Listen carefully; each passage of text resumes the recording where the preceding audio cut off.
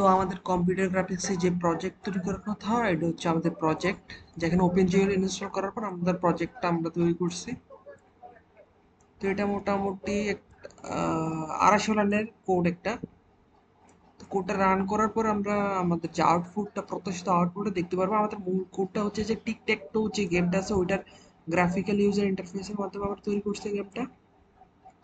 তারপর রান করবো ওই পর্যায়ে। তো রান করার পর আমরা আমাদের যে বিভিন্ন টিকটক গেমের যে রুলস আছে, যে কোনো আমরা একজন হিউম্যান হিসেবে আমরা হিউম্যান যেটা দেবো ক্লিক করবো। তা আমি হিউম্যান। সেকেন্ড বার যেটা আসবে এটা সেকেন্ড প্লেয়ার, আমার সি হিসেবে কাউন্ট করার কারণে সি আসবে।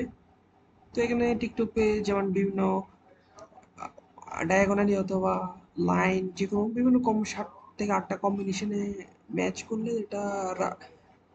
এটা উইন করবে। তো বা না ম্যাচ করলে ড্র হবে, ওই ক্ষেত্রে এটা কাজ করবে। তো বিভিন্ন ধরনের ইয়ে আছে যায়, যেমন এস ম্যাচ করার কারণে লাইন বরাবর বা হরিজন্টাল ম্যাচ করে এটা উইন হয়ে গেছে। পাশাপাশি আমরা একটা বৈশিষ্ট্য অ্যাড করছি, সেটা হচ্ছে যে প্লে অ্যাগেইন, যেটা ক্লিক করার মাধ্যমে ফুল স্ক্রিন আবার আগের মতো রিফ্রেশ হয়ে যাবে, যেটা অন্যতম একটা গেমের ভালো ফিচার বলা যায়। তো এইভাবে আমরা বিভিন্ন গেম খেলতে পারি। ড্র চাইলে ড্র হইতে পারে, বা আচ্ছা এখানে তো ড্র হয় নাই, একটা ইচ্ছে করে ড্র করে দেখবো।